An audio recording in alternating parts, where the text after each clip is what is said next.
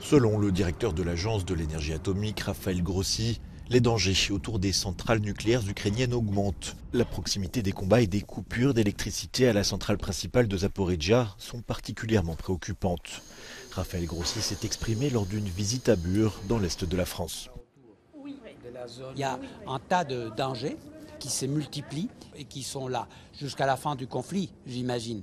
Donc on essaye par notre présence continue de mitiger un peu, d'avoir un effet dissuasif sur les uns et les autres pour éviter qu'à la misère de cette guerre, on ajoute un accident avec des conséquences radiologiques, n'est-ce pas ?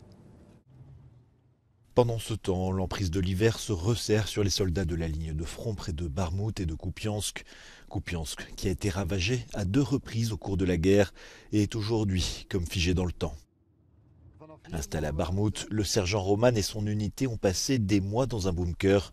La neige a laissé place à un froid mordant à l'extérieur, mais à l'intérieur, dans l'obscurité, les soldats se sentent malgré tout en sécurité.